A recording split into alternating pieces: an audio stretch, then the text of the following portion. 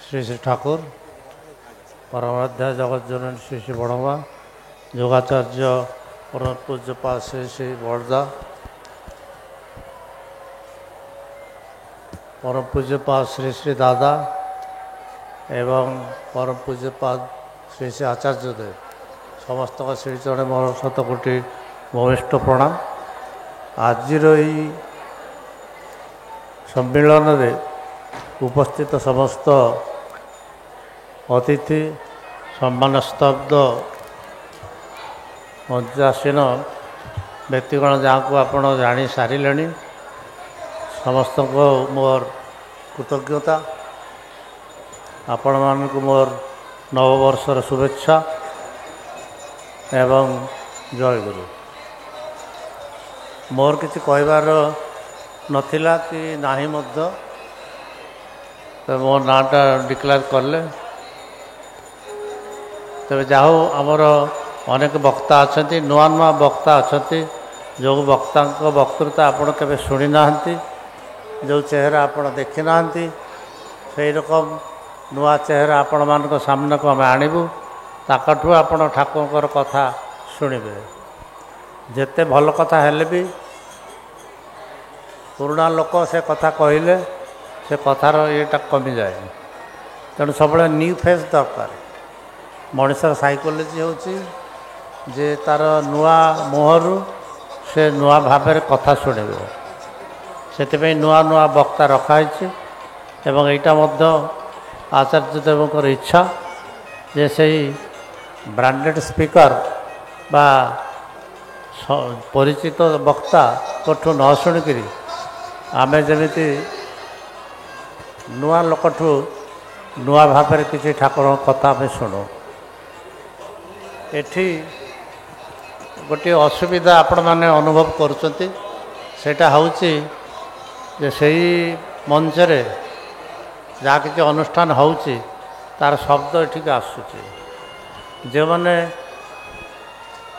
Sound management करुँच से आम कहीलु जे एठिकार शब्द सेठिक जीवनी सेठिका शब्द एठिक आसबनी से भाव में साउंड सिस्टम रहिबो ताहले सेठिका लोक जी अच्छा से सेठिकार अनुष्ठान शुणवे एठिकार लोक एठिका अनुष्ठान शुणवे आमर गोटे पेंडाल नुहे से साउंड सिस्टम किसी डिफेक्ट रोचे जहाँ सकाशे आपण मैंने डिस्टर्ब होती ये कहते से डिस्टर्ब होती तेरे जाहो आज उत्कल आगमनी श्रुति महोत्सव समग्र ओडिशार सत्संगी माने यही पुण्य दिवसर अपेक्षार थांती एवं रथयात्रा जोगदेला भली ओडिशार पूर्वपल्ली समस्त सत्संगी माने यही उत्सव को छुट्टी आसती ये गोटे दिन जो दिन रे से माने पावन भूमि पुण्य भूमि श्रीक्षेत्र रे उपस्थित हेबे एवं पुरी श्री मंदिर रे ठाकुर दर्शन प्रणाम करिवे श्री श्री बड़दांकर समाधि दर्शन करिवे प्रणाम करिवे एवं समुद्र दर्शन करिवे एवं सर्वोपरि जगन्नाथ को दर्शन करिवे महाप्रसाद ग्रहण करिवे सारा दिनटा से माने गोटे आध्यात्मिक आनंदमय परिवेश भितर कटेकरी एटू फेरी जिवे नुआ वर्षर उन्मादना प्रेरणा आनंद नहीं आपण माने बहु संख्यार जोग देइचंती एवं जेहेतु आमर ये अनुष्ठान टी विभिन्न भाव में बाइफर्केटेड होउची से समागमटा गोटे जगार देखी होनी बा देखे होनी किंतु बहु संख्यार आपण माने आसीचंती ओडिशार पूर्वपल्ली एवं प्रतिवर्ष आपण माने एरकम आसंती एवं भविष्य में आसबे आचार्य देवकर इच्छा जे उत्सव केते आलोक सज्जा हला केते फूल लगा हला केतेटा टेंट हला आनंद बजार केतेटा आइटम हला एटा उत्सवर कथा नुह उत्सवर कथा होची आमे केते संख्यार जोग दउछु आमे केते ସଂଖ୍ୟାରେ ଆସିକରି ଏଠି ସମବେତ ହେଉଛୁ ଗୋଟିଏ ଉଦ୍ଦେଶ୍ୟରେ, ଗୋଟିଏ ଲକ୍ଷ୍ୟରେ, ଗୋଟିଏ ସେଣ୍ଟିମେଣ୍ଟରେ ଆମେ ଏଠି ଆସିକରି ଉପସ୍ଥିତ ହେଉଛୁ। ଏ କେତେ ବେଶୀ ଲୋକ ଆମେ ଉପସ୍ଥିତ ହେବୁ ସେଇଟା ହେଉଛି ଉତ୍ସବର ପରିପ୍ରକାଶ। ଏବଂ ସେଇ ସଂଖ୍ୟାଟା ଯଦି କମ୍ ହୁଏ ଆଉ ଉତ୍ସବର ଯାହା କିଛି ପରିପ୍ରକାଶ ଥାଉ ସେଇଟା ନିରର୍ଥକ। ତେଣୁ ତାଙ୍କର ଇଚ୍ଛା ଯେ ସମସ୍ତେ ଯେମିତି ବହୁ ସଂଖ୍ୟାରେ ଏହି ଉତ୍ସବରେ ଯୋଗ ଦିଅନ୍ତି ଏବଂ ଆମେ ଯେ ପାରସ୍ପରିକ ଆଦାନ ପ୍ରଦାନ କରିବା, ଆନନ୍ଦ କରିବା, ଏହି ଦିନଟିକୁ ସ୍ମରଣ ମନନ କରିକରି ପ୍ରିୟ ପରମଙ୍କ ସ୍ମୃତିକୁ ନିଜ ଭିତରେ ଜାଗ୍ରତ କରିବା ଏବଂ ତାଙ୍କ ରାସ୍ତାରେ ଚାଲିବାର ନୂତନ ସଂକଳ୍ପ ଗ୍ରହଣ କରିବା। ସେଥିପାଇଁ ଆମେ ପ୍ରତ୍ୟେକ ଏଠିକି ଆସିବା ଦରକାର। ଏଠି ଜାତି ବର୍ଣ୍ଣ ଶ୍ରେଣୀ ସବୁକିଛି ନିର୍ବିଶେଷରେ এই ମହାଜନ ସମୁଦ୍ରରେ ସମସ୍ତେ ଯେପରି ଏକାକାର ହୋଇକରି ଏଠି ଆସିକରି ପହଞ୍ଚନ୍ତି ଏବଂ ସେହି ଆଚାର୍ଯ୍ୟଦେବଙ୍କ ଇଚ୍ଛାକୁ ପୂର୍ଣ୍ଣ କରିବାକୁ ଯାଇକରି ଅଳ୍ପ ହେଉ ବିସ୍ତର ଆପଣମାନେ ବହୁ ସଂଖ୍ୟାରେ ଆଜି ଏଠି ଉପସ୍ଥିତ ହୋଇଛନ୍ତି ଏବଂ ଆଚାର୍ଯ୍ୟଦେବ ଚାହୁଁଛନ୍ତି ଯେତେବେଳେ ଆମେ ଉତ୍କଳ ଆଗମନୀ ଉତ୍ସବ ଏହାର ନାଁ ଦେଉଛୁ ଯେ ସମଗ୍ର ଉତ୍କଳ ପ୍ରଦେଶରୁ କୋଣ ଅଣକୋଣରୁ ଯେପରି ସମସ୍ତେ ଏଠି ଆସିକରି ଯୋଗ ଦିଅନ୍ତି। ଆଚାର୍ଯ୍ୟଦେବ ଏହି ଉତ୍ସବକୁ ରାଜ୍ୟ ଉତ୍ସବ ଏବଂ ଜାତୀୟ ଉତ୍ସବର ମାନ୍ୟତା ଦେଇଛନ୍ତି ଏବଂ ବର୍ତ୍ତମାନର ଆଚାର୍ଯ୍ୟ ଯେ ସିଏ ମଧ୍ୟ ଚାହୁଁଛନ୍ତି ଯେ ଏହି ଉତ୍ସବରେ ଯଦି ସମସ୍ତେ ଯୋଗ ନ ଦିଅନ୍ତି ତାହେଲେ ଏଇଟା ଯେ ରାଜ୍ୟସ୍ତରୀୟ ଉତ୍ସବ ବା ଜାତୀୟ ଉତ୍ସବ ମାନ୍ୟତା ଲାଭ କରିପାରିବ ନାହିଁ। ତେଣୁ ସବୁଠୁ ବଡ଼ ଜିନିଷ ହେଉଛି ନମ୍ବର ଏବଂ ଏ ନମ୍ବରଟା ଗୋଟେ ଏମିତି ଜିନିଷ ଯେଉଁଟା ବ୍ୟକ୍ତିଠାରୁ ସମଷ୍ଟି ପର୍ଯ୍ୟନ୍ତ ସମସ୍ତଙ୍କୁ ପ୍ରଭାବିତ କରେ ଏବଂ ଆମେ ଏଠି କେତେ ଅଧିକ ସଂଖ୍ୟାରେ ସମବେତ ହୋଇପାରିବା। ଠାକୁରଙ୍କୁ ସମସ୍ତେ ଦେଖି ନାହାନ୍ତି, ଠାକୁରଙ୍କର ଦର୍ଶନ ସମସ୍ତେ ଜାଣିନାହାନ୍ତି, ଠାକୁରଙ୍କର ସଙ୍ଗ ସମସ୍ତେ କରିନାହାନ୍ତି, କି ଆଚାର୍ଯ୍ୟ ଦେବଙ୍କୁ ଦେଖିନାହାନ୍ତି, ତାଙ୍କ ଦର୍ଶନ କରିନାହାନ୍ତି କି ତାଙ୍କର ସଙ୍ଗ କରିନାହାନ୍ତି, କିନ୍ତୁ ଲୋକ ଆମକୁ ଦେଖୁଛି। ଆମର ଆଚରଣ ବ୍ୟବହାର, ଆମର ଚରିତ୍ର, ଆମର ବ୍ୟକ୍ତିତ୍ୱଟା ହିଁ ମୋର ପ୍ରିୟ ପରମଙ୍କୁ ଅନ୍ୟ ନିକଟରେ ପ୍ରକାଶିତ କରିବ। ତେଣୁ ସେଇଟା ହିଁ ଆଚାର୍ଯ୍ୟ ଦେବ କହୁଛନ୍ତି ଯେ ତୁମେ ନିଜ ଭିତରେ ଠାକୁରଙ୍କୁ ଆଗେ ପ୍ରକାଶ କର। ନିଜ ଭିତରେ ଯଦି ଠାକୁରଙ୍କୁ ପ୍ରକାଶ କରି ନପାର ତାହେଲେ ଠାକୁରଙ୍କୁ ଆମେ ଯାଜନ କରିପାରିବାନି, ଠାକୁରଙ୍କୁ ପ୍ରତିଷ୍ଠା କରିବାର। ଯାଜନର ବଡ଼ ଜିନିଷ ହେଉଛି ନିଜର ବ୍ୟବହାର, ନିଜର ବ୍ୟବହାର ଆଚାର ଆଚରଣରେ ପ୍ରଭାବିତ ହୋଇକରି ଆଗ୍ରହାନ୍ୱିତ ହୋଇକରି ଯଦି କେହି ଠାକୁରଙ୍କୁ ଗ୍ରହଣ କରିବାକୁ ଚାହେଁ ତାହେଲେ ସେଇଟା ହିଁ ହେଉଛି ଅସଲ ଯାଜନ। ଆମେ ନିଜକୁ ତିଆରି କରିବା, ନିଜକୁ ଗଢ଼ି ତୋଳିବା ଠାକୁରଙ୍କର ଆଦର୍ଶରେ। ଠାକୁର ଯେରକମ ଚାହିଁଛନ୍ତି, ଠାକୁର କହିଲେ ଯେ ତୁମ ଭିତରେ ଠାକୁରତ୍ୱ ଜାଗ୍ରତ ନହେଲେ କେହି ତୁମର କେନ୍ଦ୍ର ନୁହନ୍ତି, ଠାକୁର ବି ନୁହନ୍ତି। ମୋ ଭିତରେ ଠାକୁରତ୍ୱକୁ ଜାଗ୍ରତ କରିବାକୁ ହେବ। ଅର୍ଥାତ୍ ଠାକୁର କ'ଣ, ଏଇ ଯେତିକି ବୋଧ ମୋର ଅଛି, ଠାକୁରଙ୍କ ସମୟରେ ମୋର ଯେତିକି ଅନୁଭୂତି ଅଛି, ସେହି ଅନୁଭୂତି ଅନୁଯାୟୀ ଠାକୁରଙ୍କୁ ମୁଁ ଯେମିତି ଦେଖୁଛି, ଯେମିତି ବୁଝୁଛି, ମୁଁ ଅନ୍ତତଃ ନିଜକୁ ସେତିକି କରିବା ପାଇଁ ଚେଷ୍ଟା କରିବି। ଏଇଟା ଗୋଟେ ଅପରିସୀମ ବ୍ୟାପାର, ସୀମାହୀନ ବ୍ୟାପାର, ଇନଫିନିଟ୍ ବ୍ୟାପାର। କିନ୍ତୁ ମୁଁ ଯେତିକି ଅନୁଭବ କରିବି ସେହି ଅନୁଯାୟୀ ମୁଁ ନିଜକୁ ତିଆରି କରିବାକୁ ଚେଷ୍ଟା କରିବି। ଏହିପରି ଭାବରେ ମଣିଷ ଧୀରେ ଧୀରେ ନିଜକୁ ତିଆରି କରିବ। ବନତେ ବନତେ ବନ ଯାଅ ଯେ କଥା ଅଛି, ସେଇ କଥା ଲୋକ ନିଜେ ଆଜି ନିଜକୁ ତିଆରି କରୁ କରୁ ସେ ଗୋଟେ ପୂର୍ଣ୍ଣାଙ୍ଗ ମଣିଷରେ ରୂପାନ୍ତରିତ ହୋଇପାରିବ। ଠାକୁର କହୁଛନ୍ତି ଯେ ଭାରତବର୍ଷରେ 33 କୋଟି ଦେବତା ଥିଲେ। 33 କୋଟି ଦେବତା ମାନେ ଏ 33 କୋଟି ଲୋକ ଥିଲେ ଯେଉଁମାନେ ପ୍ରତ୍ୟେକ ଦେବତାର ଚରିତ୍ରର ଅଧିକାରୀ ଥିଲେ। ଆଜିକାଲି ବର୍ତ୍ତମାନ ଜନସଂଖ୍ୟା ବଢ଼ିଛି କିନ୍ତୁ ଦେବତାଙ୍କର ସଂଖ୍ୟା କମିଯାଇଛି। ବର୍ତ୍ତମାନ ଅସୁରଙ୍କ ସଂଖ୍ୟା ବଢ଼ିଯାଇଛି ସମାଜରେ।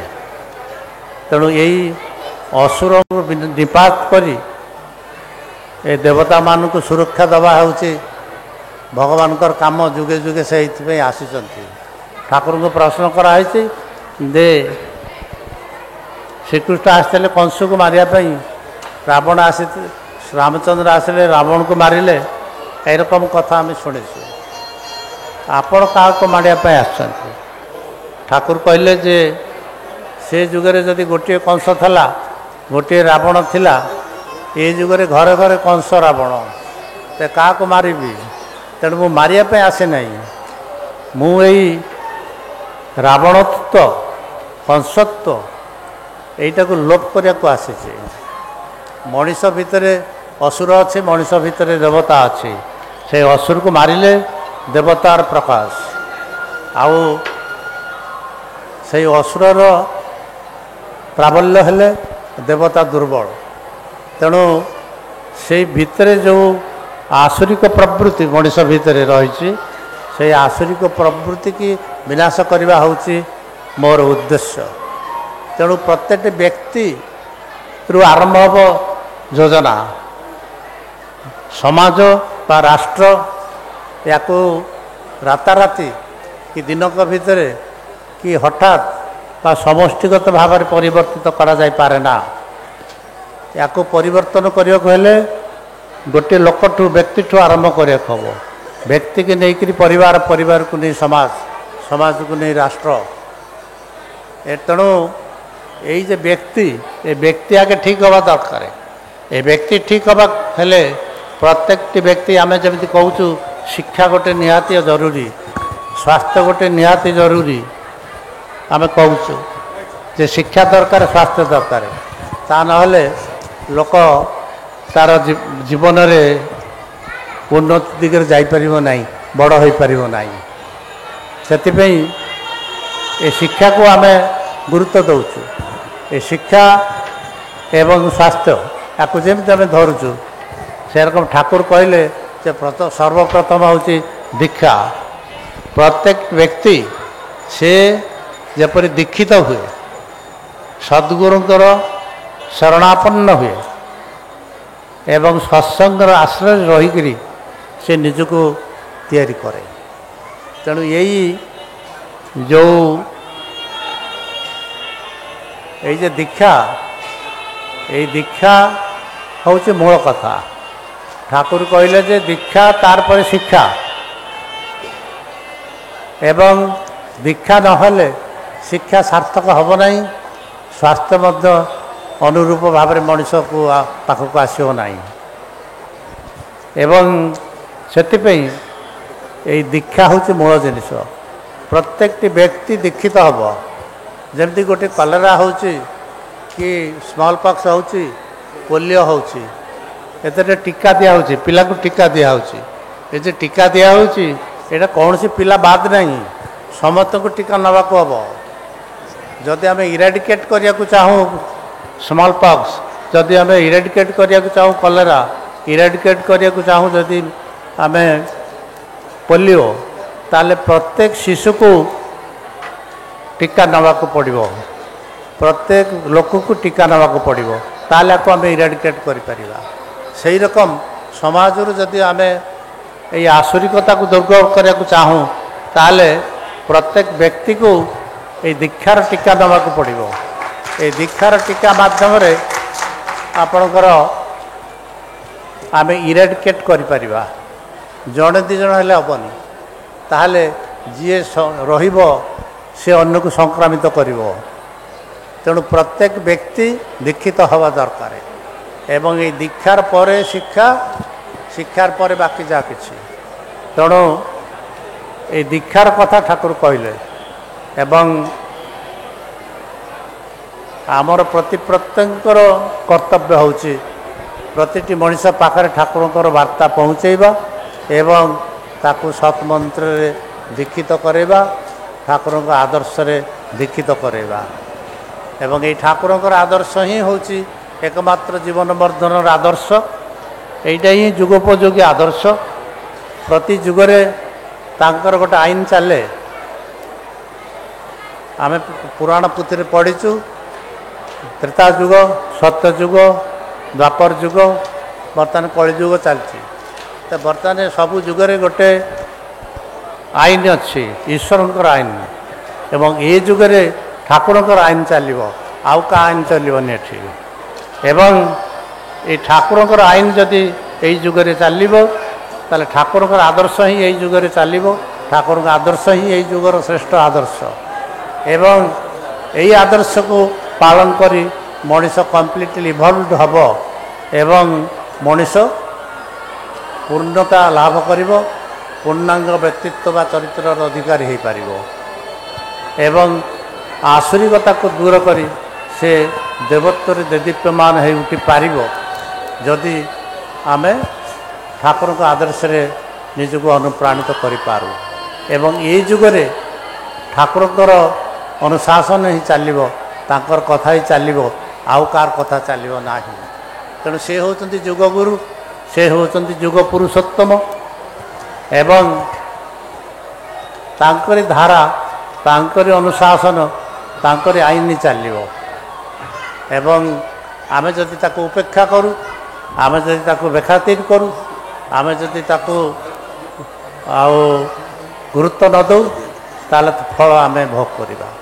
ତେଣୁ ଆମେ ପ୍ରତ୍ୟେକ ଯେଉଁମାନେ ଏଠି ସମ୍ମିଳିତ ହେଉଛନ୍ତି ତାଙ୍କରି ଚରଣ ତଳେ, ତାଙ୍କରି ପତାକା ତଳେ, ତାଙ୍କର ଆଦର୍ଶର ପତାକା ତଳେ ଆମେ ଯେ ଆଜି ଏଠି ଏତେ ସଂଖ୍ୟାରେ ସମବେତ ହୋଇଛୁ, ଆମର ଗୋଟିଏ ସଂକଳ୍ପ ଯେ ଆମେ ଠାକୁରଙ୍କ ରାସ୍ତାରେ ଚାଲିବା, ଆହୁରି ଅଧିକରୁ ଅଧିକ ତୀବ୍ର ଭାବରେ ଚାଲିବା ଏବଂ ସଠିକ୍ ଭାବରେ ଚାଲିବା, ନିଜକୁ ତିଆରି କରିବା ଏବଂ ଯେଉଁମାନେ ଠାକୁରଙ୍କ କଥା ଜାଣିନାହାନ୍ତି ତାଙ୍କ ପାଖରେ ଠାକୁରଙ୍କ କଥା ପହଞ୍ଚାଇବା, ତାଙ୍କୁ ଦୀକ୍ଷିତ କରାଇବା ଏବଂ ଦୀକ୍ଷିତ କରିଲେ ସେ ହିଁ ତା ଜୀବନର ଅସଲ ଆନନ୍ଦ, ଅସଲ ସ୍ୱାଦ ଅନୁଭବ କରିପାରିବ। ଯେପର୍ଯ୍ୟନ୍ତ ସେ ଦୀକ୍ଷିତ ନ ହୋଇଛି, ସଦ୍ଗୁରୁଙ୍କ ରାସ୍ତାରେ ନ ଚାଲିଛି, ସେ ପର୍ଯ୍ୟନ୍ତ ଜୀବନର ଅସଲ ସ୍ୱାଦ ସେ ଜାଣିପାରିବ ନାହିଁ। ଇଏ ହେଉଛି କଥା। ଏବଂ ଏହି କଥାକୁ ସାକାର କରିବା ପାଇଁ ଆମର ଠାକୁରଙ୍କର କଥା ଯେ ଯେଉଁ ଲୋକ ଦୀକ୍ଷା ନେଲା ତାକୁ ଯଜନ ଯାଜନ ଇଷ୍ଟବୃତ୍ତି କରିବାକୁ ହେବ। ଏ ଯଜନ ଯାଜନ ଇଷ୍ଟବୃତ୍ତି ଭିତରେ ଯାଜନ ଗୋଟିଏ ରହୁଛି। ପ୍ରତ୍ୟେକ ବ୍ୟକ୍ତି ସେ ଦୀକ୍ଷା ନେଲେ ସେ ଯାହା ପଢ଼ିଥାଉ, ଯାହା ଜାଣିଥାଉ, ତାର ଶିକ୍ଷାଗତ ଯୋଗ୍ୟତା ଯାହା ଥାଉ, ତାର ବିଚାର ବୁଦ୍ଧି ଯାହା ଥାଉ, ସେ କିନ୍ତୁ ଯାଜନ କରିବ। ଯାଜନ ମାନେ ଠାକୁରଙ୍କ କଥା କହିବ। ଯାହାଙ୍କର କଥା କହିବା ପାଇଁ ଆମର ଶାସ୍ତ୍ରରେ ଅଛି ଯେ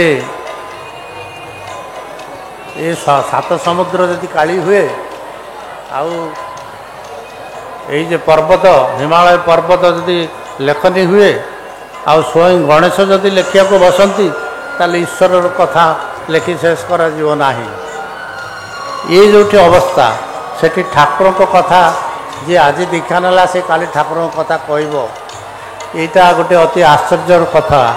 କିନ୍ତୁ ଠାକୁର ସେଇ ଦୀକ୍ଷା ଯିଏ ଆଜି ନେଲା ସେ କାଲି ତାଙ୍କ କଥା କହିବା ପାଇଁ ଅଧିକାର ତାକୁ ଦେଲେ ଏବଂ ସେଇ ଅଧିକାର ଦେଲେ ବୋଲି ଯିଏ କିଛି ଜାଣିନି ସାଧାରଣ ଲୋକ ସେ ବି ଯାଜନ କରିକିରି ବହୁ ଲୋକଙ୍କୁ ଦୀକ୍ଷିତ କରାଇଛି ବୋଲି ଆମେ ଆଜି ଏଠି ଲକ୍ଷ ସଂଖ୍ୟାରେ ଉପସ୍ଥିତ ହୋଇଛେ। ଆମକୁ କେହି ନା କେହି ଯାଜନ କରିକିରି ଦୀକ୍ଷିତ କରାଇଛି। ଆମେ ବି ହୁଏତ 5ଟା ଲୋକଙ୍କୁ ଯାଜନ କରିକିରି ଦୀକ୍ଷିତ କରାଇଛୁ ଏବଂ ଏହିପରି ଭାବରେ ଆମେ ଗୁଣାନ୍ୱିତ ହୋଇଛୁ। 1ରୁ 2, 2ରୁ 4 ଏମିତି ହେଇକରି ଆମେ ଆଜି ଲକ୍ଷ ଲକ୍ଷରେ ରୂପାନ୍ତରିତ ହୋଇଛୁ। ତେଣୁ ଯାଜନ କରିବାର, ସେଇ ତାଙ୍କରି କଥା କହିବାର, ଯାହାଙ୍କ କଥା କେହି ବର୍ଣ୍ଣନା କରିପାରନ୍ତି ନାହିଁ, ତାଙ୍କରି କଥା କହିବାର ଅଧିକାର ସେ ଆମକୁ ଦେଲେ। ଅଧିକାର ଦେଲେ ବୋଲି ଆମେ ତାଙ୍କ କଥା ଆଜି କହିଛେ ବୋଲି ଆଜି ଆମେ ଆଜି ଏତେ ସଂଖ୍ୟାରେ ଏଠି ଉଦ୍ଭିନ୍ନ ହୋଇକରି ଉପସ୍ଥିତ ହୋଇଛେ। ଏଇ ଯେ ଯାଜନ ଏମିତି ଗୋଟେ ଜିନିଷ, ସେଇଟା ହେଉଛି ଯେ ମୁଁ ଯେତେବେଳେ ଭାବେ ଯେ ମୁଁ କିଛି ଜାଣିନାହିଁ, ମୁଁ କିଛି ବୁଝିନାହିଁ, ମୋର କିଛି ଜ୍ଞାନ ନାହିଁ, ମୋର କିଛି ସାମର୍ଥ୍ୟ ନାହିଁ, ଠାକୁର ହିଁ ସବୁକିଛି, ଏଇ ଭାବ ନେଇକରି ଯଦି ଲୋକ ଠାକୁରଙ୍କର କଥା କହେ, ଯେତେବେଳେ ତା ଭିତରେ ଏଇ ମୁଁ ଯେଉଁ ଜିନିଷଟା, ଏଇ ମୁଁ ଜିନିଷଟା ଯଦି ଚାଲିଯାଏ ଏବଂ ସେ ଠାକୁରଙ୍କର କଥା କହେ, ସେତେବେଳେ ଠାକୁର କଥା କହନ୍ତି। ସେତେବେଳେ ମୁଁ କଥା କୁହେ ନା, ଠାକୁର କଥା କୁହନ୍ତି। ଆଉ ଠାକୁର ଯେତେବେଳେ କଥା କୁହନ୍ତି ସେ କଥା ଲୋକ ଶୁଣେ। ତେଣୁ ଆମେ ସକାଳୁ ସନ୍ଧ୍ୟା ପର୍ଯ୍ୟନ୍ତ ବହୁତ କଥା କହୁଛୁ, କିନ୍ତୁ ସେ କଥା ଲୋକ ଶୁଣୁନାହିଁ।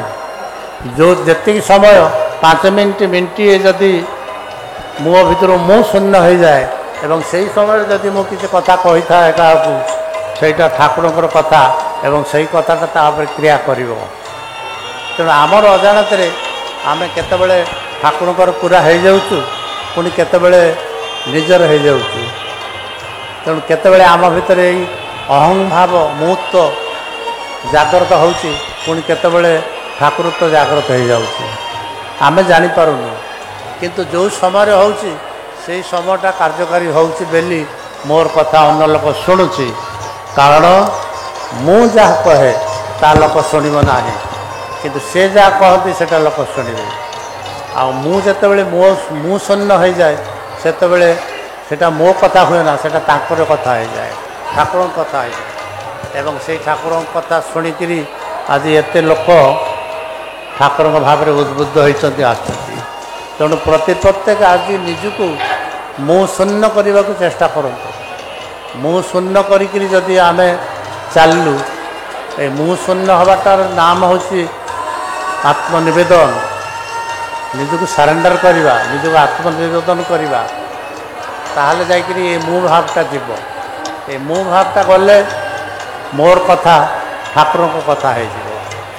ଆଜି ଡିପି ୱାର୍କର କଥା ସବୁବେଳେ ସର୍ବତ୍ର ଚାଲିଛି, ଦୀକ୍ଷାପତ୍ରର ଯୋଜନା ଚାଲିଛି। ଯେଉଁମାନେ ଦୀକ୍ଷା ନେଇ ଛାଡ଼ି ଦେଇଛନ୍ତି ତାଙ୍କୁ ଗ୍ରହଣ କରିବାର, ତାଙ୍କୁ ପୁଣି ଫେରେଇ ଆଣିବାର, ପୁଣି ତାଙ୍କୁ ଠାକୁରଙ୍କ ରାସ୍ତାରେ ଚଲେଇବାର ଯେ ପ୍ରୟାସ, ଇଏ ଗୋଟେ ଅଭିନବ ପ୍ରୟାସ, ଯେଉଁଟା ଆମର ବହୁତ ଆଗେ କରିବା ଉଚିତ ଥିଲା। ଆମେ କରିନେ ବୋଲି ଆମେ ବହୁ ଲୋକଙ୍କୁ ହରେଇଛେ ଆଜି, ଏବଂ ଆମେ ସେଇ ଲୋକଙ୍କୁ ଆଜି ପୁଣି ଖୋଜିକିରି ବାହାର କରିବାକୁ ଆମେ ସଚେଷ୍ଟ ହେଉଛୁ। ଏବଂ ଯେଉଁ ଲୋକ ନୂଆ ଦୀକ୍ଷା ନେଉଛନ୍ତି ସେମାନେ ଯେମିତି ହଜି ନ ଯାଆନ୍ତି, ତା ପାଇଁ ଆମକୁ ଏବେଠୁ ସଚେଷ୍ଟ ହୋଇକରି ଚାଲିବାକୁ ହେବ। ନହେଲେ ଯେମିତି ହେଇଥିଲା ସେମିତି ହେଲା, ପୁଣି ସେମିତି ହେବ। ତେଣୁ ଆମକୁ ସଚେତନ ହେବାକୁ ପଡ଼ିବ। ଡିପି ୱାର୍କ ମାଧ୍ୟମରେ ଲୋକଙ୍କ ଘରେ ଘରେ ଯିବାକୁ ପଡ଼ିବ। ଆମେ ଯଦି ଲୋକର ଦ୍ୱାର ଯାଉ, ଯାଜନ କରୁ, ଠାକୁରଙ୍କ କଥା ତା ପାଖରେ ପହଞ୍ଚାଉ, ତାହେଲେ ଦୀକ୍ଷା ହେବ, ସ୍ୱସ୍ତନୀ ହେବ ଏବଂ ତାର ଘରେ ଠାକୁର ପ୍ରତିଷ୍ଠିତ ହେବେ, ତାର ଜୀବନରେ ସୁଖ ଶାନ୍ତି ଆସିବ। ଏବଂ ଯେଉଁ ଲୋକ ଛାଡ଼ି ଦେଇଛନ୍ତି ସେମାନେ ପୁଣି ଫେରି ଆସିବେ। ଏବଂ ଯେଉଁମାନେ ନୂଆ ଦୀକ୍ଷା ନେଉଛନ୍ତି ସେମାନେ ଯେମିତି ନ ଛାଡ଼ନ୍ତି, ତା ପାଇଁ ଆମେ ଗୋଟେ ଯୋଜନାବଦ୍ଧ ଭାବରେ ଚାଲିପାରିବା। ତେଣୁ ଏଇ ଯେ ଡିପି ୱାର୍କ, ଏ ଡିପି ୱାର୍କଟା ଛୋଟିଆ କଥା ମନେ ହେଲେ ବି ଏଇଟା ଗୋଟେ ବହୁତ ବଡ଼ କଥା। ଖାଲି ନଥି ଧରିକିରି କିଛି ଅପଡେସନ୍ କରିଦେଲେ ସେଇଟା ଦୀକ୍ଷାପତ୍ରର କାମ କମ୍ପ୍ଲିଟ୍ ହେଲା ନାହିଁ। ଦୀକ୍ଷାପତ୍ରର କାମ ସେତିକି ବେଳେ କମ୍ପ୍ଲିଟ୍ ହେବ ଯେତେବେଳେ ପ୍ରତ୍ୟେକଟି ମଣିଷ ପାଖରେ ଆମେ ପହଞ୍ଚିବା, ପ୍ରତିଟି ପରିବାରରେ ପହଞ୍ଚିବା, ତାର ସମସ୍ତ ସୁଖ ଦୁଃଖ ଭଲ ମନ୍ଦର ଖବର ନେବା ଏବଂ ତାର ପ୍ରତ୍ୟେକଟି ପରିବାରକୁ ଦୀକ୍ଷିତ କରାଇବା, ସ୍ୱସ୍ତୟିନୀ ବ୍ରତରେ ବ୍ରତୀ କରାଇବା ଏବଂ ଠାକୁରଙ୍କ ଆଦର୍ଶରେ ଅନୁପ୍ରାଣିତ କରାଇବା, ଗୋଟିଏ ସତ୍ସଙ୍ଗୀ ପରିବାର ତିଆରି କରିଦେଇପାରିବା। ସେତେବେଳେ ଦୀକ୍ଷାପତ୍ର କାର୍ଯ୍ୟ ସାର୍ଥକ ହେବ ଏବଂ ଏହି ସତ୍ସଙ୍ଗୀ ପରିବାର ହିଁ ଏହି ସମାଜକୁ ଗଢ଼ି ତୋଳିବ। ଏହି ସତ୍ସଙ୍ଗୀ ପରିବାର ହିଁ ଏହି ସମାଜର ମୂଳ ମେରୁଦଣ୍ଡ ଏବଂ ଏହି ସତ୍ସଙ୍ଗୀ ପରିବାର ସମାଜରେ ଯେତେ ବେଶୀ ହେବ, ସମାଜ ସେତେ ସୁସ୍ଥ ହେବ, ଶୃଙ୍ଖଳିତ ହେବ ଏବଂ ଆନନ୍ଦମୟ ହେଇକି ରହିବ, ଶାନ୍ତିମୟ ହେଇକି ରହିବ। ନହେଲେ ଶାନ୍ତି ନିରାନନ୍ଦ ଏ ସମାଜକୁ ଯେ ଗ୍ରାସ କରିଛି, ସେଥିରୁ ମୁକ୍ତି ପାଇବାର କୌଣସି ରାସ୍ତା ନାହିଁ। ତେଣୁ ଏ ଡିପି ୱାର୍କ କାର୍ଯ୍ୟକ୍ରମରେ ଆମେ ବ୍ରତୀ ହେବା, କିନ୍ତୁ ନୂତନ ଭାବରେ ନୂତନ ଚିନ୍ତାଧାରା ନେଇକରି ଏବଂ ଠିକ୍ ବୁଝିବା ଉଚିତ ଯେ ଡିପି ୱାର୍କ ଜିନିଷଟା କ'ଣ, ଏଇଟା ଠିକ୍ ବୁଝିକିରି ଆମେ ଚାଲିବା। ମୁଁ ସଂକ୍ଷେପରେ କହିଲି, ଏଇଟା ବିସ୍ତାରିତ ଭାବରେ ଅନେକ କିଛି ଜାଣିବାର ଅଛି, ବୁଝିବାର ଅଛି। ତେଣୁ ଏଇଟା କୁହନ୍ତୁ, ପ୍ରତିଦିନ ସକାଳେ 5ଟା ଲୋକ ଘରକୁ ଯାଆନ୍ତୁ, ପ୍ରତିଦିନ 10ଟା ଲୋକ ଘରକୁ ଯାଆନ୍ତୁ, ଯିଏ ଯେତିକି ପାରିବେ। ବୟସ ସାଙ୍ଗରେ କିଛି ନାହିଁ ଏବଂ ସ୍ତ୍ରୀ ହେଉ, ପୁରୁଷ ହେଉ, ଝିଅ ପିଲା ହେଉ, ମହିଳା ହୁଅନ୍ତୁ ଏବଂ ସମସ୍ତେ ନିୟମ କରିବେ ଯେ ପ୍ରତିଦିନ 5ଟା ପରିବାରକୁ ଯିବି, ପୁଣି କାଲି 5ଟା ପରିବାରକୁ ଯିବି।